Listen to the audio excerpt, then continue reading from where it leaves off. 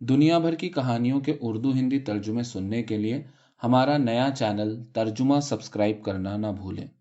شکریہ۔ اختر حسین رائے پوری کی کہانی جسم کی پکار۔ اسلم کی آنکھ دیر سے کھل گئی تھی، لیکن وہ دم سادے ہوئے بستر پر پڑا رہا۔ کمرے کے اندر بھی اتنا اندھیرا نہ تھا جتنا کہ باہر، کیونکہ دنیا کوہاسے کے کافوری کفن میں لپٹی ہوئی تھی، تاکہ اکا دکا کوے کی چیخ پکار اور برف پر رینگتی ہوئی گاڑیوں کی مسوسی ہوئی آواز اسے جتلا رہی تھی کہ سویرا ہو گیا۔ وہ چپ پڑا رہا، مبادا اس کے آغوش میں سوئی ہوئی بے خبر عورت بھاگ جائے، اور دھندلکے میں وہ اس کے مرمری جسم کی نزاکتوں کو دیر تک دیکھتا رہا۔ یہ جسم جو آج تک اس کے لیے راز سربستہ رہا اور ہمیشہ رہے گا، وہ اس کے قریب ہوتے ہوئے بھی بہت دور تھا، اور یہ دوری کبھی عبور نہ ہو سکے گی، کیونکہ یہ ان کی آخری ملاقات تھی۔ شام کو وہ اس شہر سے رخصت ہو جائے گا، شاید ہمیشہ کے لیے۔ زمان و مکان ان دونوں کے درمیان 7 سمندروں اور نہ جانے کتنے سالوں کی دیواریں کھڑی کر دیں گے، اور ان کی آہنی نقاب اتنی ہی حوصلہ شکن ہوگی جتنی ان دونوں کے جوان جسموں کی دوری۔ اسلم کا دماغ پھر اسی حیرت میں اور دل اسی وسوسے میں مبتلا ہو گیا جن کی ادھیڑ بن میں وہ مہینوں سے گرفتار تھا۔ پہلی ہی ملاقات میں اس نے اپنی روح کو اس عورت کی روح سے ہم آہنگ پایا تھا۔ اس کا آوارہ تخیل ان دونوں روحوں کو رقص گاہوں میں باہم دیگر پاتا تھا۔ دونوں کے دلوں کا احساس ایک تھا، اور دونوں کے دماغ ایک دوسرے کے ہمدم، لیکن ان کے اجسام ان مچھلیوں کی طرح تھے جو ایک حوض میں تیرتی ہوئی بھی الگ الگ تڑپتی رہتی ہیں اور ایک دوسرے سے آشنا نہیں ہوتی۔ اکثر دونوں جسم ایک دوسرے کو پکارتے تھے، ان کے دل زور سے دھڑکتے، ان کے سانس پھول جاتے، رگوں میں ارتعاش پیدا ہو جاتا، لہو رقص کرتا، ہاتھ مچلتے، حسرت سے ایک دوسرے کو بھینچتے اور نوچتے، لیکن یک بیک ان کے کھلے ہوئے آغوش بند ہو جاتے۔ عورت کے جسم سے کوئی راز ٹھنڈے پانی کی طرح ٹپکتا اور جسم کی پکار کو سر کر دیتا۔ کتنی راتیں انہوں نے اسی طرح بسر کی تھی۔ اس کلفت کے باوجود انہیں ایک دوسرے کی محبت اور قربت عزیز تھی۔ جب اپنی ناکام کاوشوں کے بعد اسلم کا جسم تھک چلتا تو وہ چپ چاپ اپنی محبوبہ کے خوابیدہ سینے کے اتار چڑھاؤ کو محسوس کرتا، اور اس عجیب و غریب محبت کی نوعیت کو سمجھنے سے اپنے آپ کو قاصر پاتا۔ ایسا نہیں کہ عورت کی نسلی تحت الشعور کو اس کے انجان جسم سے جھجک ہو۔ اسلم کی گردن پر وہ بوسہ اب تک دہک رہا تھا جو پہلی صحبت شبانہ میں ثبت ہوا تھا، اور اس کی ہر رگ عورت کے سیمی بازوؤں کے شکنجے میں کسی ہوئی تھی۔ ایسا بھی نہیں کہ عورت کی خواہش مردہ ہو چکی ہو، وہ ایک تندرست حیوان کی طرح جوانی کے رس میں ڈوبی ہوئی تھی۔ پھر یہ کیا چیز تھی؟ اس نے کتنی بار امیلیا سے پوچھا تھا کہ ان کی زندگی کا وہ تیسرا اور نامعلوم عنصر کیا تھا۔ یہ سوال منہ سے نکلتے ہی امیلیا کا ہنستا ہوا چہرہ اداس ہو جاتا، وہ بات ٹال جاتی اور کبھی جھوٹ موٹ افلاطونی دلائل سے یہ ثابت کرنے کی کوشش کرتی کہ اسلم کی محبت ابھی خام ہے، کیونکہ اس کا مدار شہوت پر ہے۔ اسلم دل میں بہت جذبز ہوتا۔ حوا کی بیٹیوں سے وہ اتنا ناواقف تو نہ تھا؟ کیا اس نے یورپ کی گلیوں میں اپنی جوانی کو دونوں ہاتھوں سے نہیں لٹایا تھا؟ کیا وہ یہ نہیں جانتا تھا کہ توپوں اور طیاروں کی گھنگرج میں اگر کوئی آواز سنائی دیتی ہے تو وہ جوان جسموں کا بے آواز کورس ہے؟ اس کی اپنی روح کو کتنی عورتوں کی مسکراہٹوں اور آنسوؤں نے داغدار کیا تھا، اور اب وہ ایسی چھلنی ہو چکی تھی کہ اس میں بڑے بڑے سنگ ریزے بھی نہیں رک سکتے تھے۔ کتنی بار امیلیا کے اس لا ینحل رویے نے اس کو بیزار کیا، اور وہ اسے جھڑک کر غصے کی حالت میں کسی رقص گاہ یا شراب خانے میں جا بیٹھا۔ عورتوں کے جھوٹے پیار اور شراب کے جھوٹے نشے سے اس نے اپنی بے قراری اور بیزاری کو سکون دینا چاہا، لیکن جب کبھی رات بیتے وہ اپنے کمرے میں داخل ہوا، اس نے امیلیا کو اپنے بستر پر لیٹا ہوا پایا۔ اس کی آنکھوں میں ملامت کا شائبہ بھی نہیں، بلکہ ایک ایسی خاموش التجا پھرتی تھی کہ اسلم شرم سے عرق عرق ہو جاتا اور اپنی نفس پرستی پر اسے غصہ آنے لگتا۔ اسلم کی حیرانی کی انتہا نہ رہتی تھی۔ اس نے بازار کی ان کثافتوں کو محض اس لیے چھوا تھا کہ اس عورت سے انتقام لے، جیسے کوئی ضدی بچہ اپنی ماں کو دق کرنے کے لیے گندی نالی میں لوٹنے لگے، لیکن امیلیا پر इस बेराह रवि का कोई असर न होता था और उसकी आंखों की पुरस्रार चितवन में कोई फर्क न आता था। आज सुबह के धुंधलके में लेटे लेटे असलम ये सब सोचता रहा और उसके खुदगरज जिस्म ने फिर पूछा कि इस मोहब्बत का हासिल क्या था। हौले हौले अंधेरा छनता जाता था। बादल और कुहासे की गिलाफी तहों को चीर कर सूरज की मध्यम रोशनी फिजा में तैरने लगी थी। असलम चुपके से उठा और लिबादा ओढ़ कर खिड़की के पास आ खड़ा हुआ। यूरोप में आज उसका आखिरी दिन था। बफर्ज मुहाल वो दोबारा इस सरजमीन को वापस भी आया तो वो खुद भी बदल जाएगा और ये यूरोप भी न रहेगा। ये ऊंचे ऊंचे मकान और इनमें गुनगुनाती हुई रंग रलियां, इनका निशान तक बाकी न रहेगा। असलम का दिल भर आया और अपनी रिवायती सर्द मेहरी के बावजूद वो रो पड़ा। उसने इस यूरोप से नफरत करने की कोशिश की थी। उसकी दौलत परस्ती और हैवानियत को वो दिन में कई बार कोसा करता था। वहां की औरतों ने असलम को लुत्फ पहुंचाया था, लेकिन उसकी इज्जत हासिल न कर सकी थी। यूरोप के कयाम में हर रोज उसकी रूह को जलजले के झटके से लगे थे और वो जानता था कि इस रंगारंग सतह के नीचे लावे का दरिया बह रहा है जो जाने के सान उबल पड़े। यूरोप के इंतशार व इस्तरार, हैजानो हंगामे की वजह समझने से वो कासिर था और उसके सवाल का जवाब कोई न दे सका था कि ये भागम भाग, ये धक्कम धक्का किस लिए। तेज दौड़ने से आदमी अपनी बेचैनी को भूल सकता है, लेकिन उसे यूं सुकून तो नहीं मिल सकता। फिर इस जिंदगी का कौन सा पहलू उसे अजीज था जिसकी याद में वो रो रहा था। जिस तरह किसी प्यारे की कब्र से जुदा होते हुए कोई बेख्तियार रो उठे। क्या वो इसलिए रो रहा था कि यूरोप में उसे अपनी गुलामी के एहसास ने नहीं सताया और किसी ने उसकी खुददारी को झटका नहीं लगाया, और या वो इसलिए रो रहा था कि वापस जाकर फिर उस पस्ती और जहालत की दुनिया में रहना है।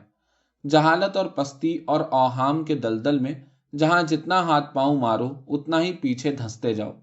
असलम ने दिल ही दिल में कहा, मालूम नहीं इनमें से कौन सी बात सच है और कौन सी झूठ, लेकिन मैं शायद उस औरत की जुदाई से हिरासा हो रहा हूं जिसने मुझे खुशी और गम की इंतहा से आशना किया।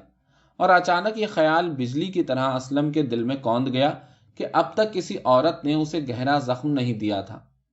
उदासी और बेकरारी, हाँ, तरद्दुद और परेशानी, वो भी सही, मगर गम, गहरा गम जो बर्फ के तोदे की तरह दिमागो दिल पर मुसल्लत हो जाता है और एक उम्र तक बूंद बूंद टपक टपक कर इंसान के जोशे अमल को सर्द करता रहता है, वो गम मुझे इस सोई हुई औरत ने दिया है और अब मैं इससे निजात हासिल नहीं कर सकता। इस मुसलसल कर्ब से निजात हासिल करने की उम्मीद मौहूम लेकर असलम अपने देश लौट रहा था। महीनों वो इसी रूह फरसा कशमकश में उलझा रहा था। कोहे आतिश फिशां पर लरसते हुए यूरोप में इस औरत की खाली आगोश, और या अपना देश जहां आसमानी और रूहानी गुलामी के सिवा अगर कुछ था तो उन कदीमी बंधनों से लड़ने का जज्बा। बाहर बीमार सी धूप फैलने लगी। पलंग पर हल्की सी सरसराहट सुनाई दी और किसी की उदास आवाज ने कहा, प्यारे यहां आओ। असलम आकर पलंग पर बैठ गया और उसने हर बुने मुंह पर अमेलिया की निगाहों का बोसा महसूस किया। फिर वो उठी और जल्दी से लिबादे का तस्मा लपेटते हुए बोली, तुम भी तैयार हो जाओ, गाड़ी तो 4 बजे जाती है ना, तुम्हारे साथ आखिरी बार जरा सी सैर हो जाए। दोनों ने चुपचाप मुंह धोया, कपड़े बदले और हाथ में हाथ दिए सड़क पर निकल आए। आओ बाग की तरफ चलें। नहीं, मुँह बाग में इन दिनों सूखे पेड़ों के सिवा क्या होगा। खैर यूं ही टहलें, किसी जगह जाना क्या जरूर है। और हर गांव पर उन्हें अपना माजी याद आया, मगर वो खामोश थे, लेकिन उन्हें सारी पिछली बातें याद आ रही थीं। इस जगह वो अनजान बारिश से बचने के लिए पेड़ के नीचे खड़े हो गए थे। असलम ने सिगरेट सुलगाने के लिए जेब से माचिस निकाली। वो हाथ से छूटकर कीचड़ में गिर गई और असलम अनजला सिगरेट होठों में दबाए इधर उधर देखने लगा। हमसाया लड़की ने अपने बैग से माचिस निकालकर कहा, ये लीजिए। ये उनकी मुलाकात की इब्तिदा थी। और लो, इस नुक्कड़ पर वो फूल वाली अब भी खड़ी है। उसकी आंखों में वही शरारत है। कई महीने गुजर गए, दोनों उसके पास से गुजर रहे थे। मालन ने सफेद फूलों का गुच्छा उनकी तरफ बढ़ाकर कहा था, मोहब्बत के फूल। दोनों हंस पड़े। असलम ने वो गुच्छा लिया और अमीलिया के बालों में ठूंस दिया तो वो शर्मा कर बोली, जानते हो, आज के दिन ये फूल आशिक अपनी महबूबा को देते हैं, तो फिर मजायका क्या है। लेकिन हम तो इस मंजिल से गुजर चुके हैं। हम दोस्त हैं। उनके मरगूब कैफे के सामने वही जाना पहचाना मुलाजिम पीटर अपनी सफेद मूछों को ताव देता खड़ा है। उन दोनों को देखते ही उसका चेहरा खिल जाता है। सलाम करके वो बेपूछे उनके लिए मेज ठीक करने लगता है और अंदर जाकर पुकारता है, चाय सर। रोज यही होता है और रोज की तरह दोनों हंस पड़ते हैं। चाय पीते वक्त भी दोनों कुछ नहीं कहते। या तो जो कुछ उन्हें कहना था वो साल भर की मुद्दत में कह सुन चुके, और या जो कुछ कहना है उसके बयान का सलीका उन्हें नहीं आता।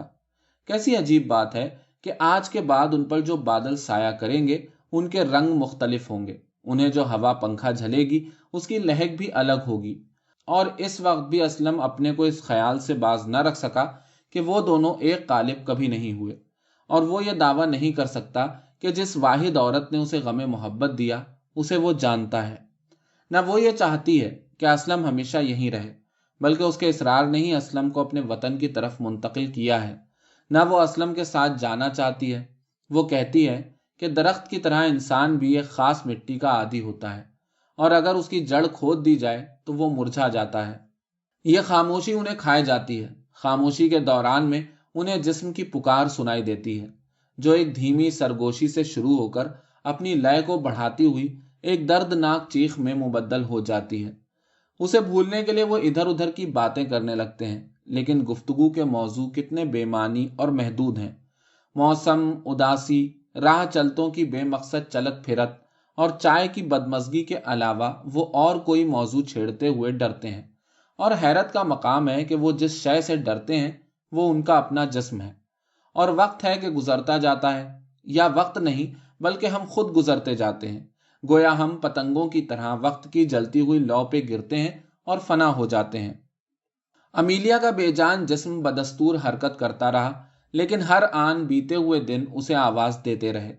दूसरी सुबह को आईने के सामने बैठे बैठे वो इंतजार करती रही कि किसी के जाने पहचाने हाथ उसकी आंखों को बंद कर लेंगे।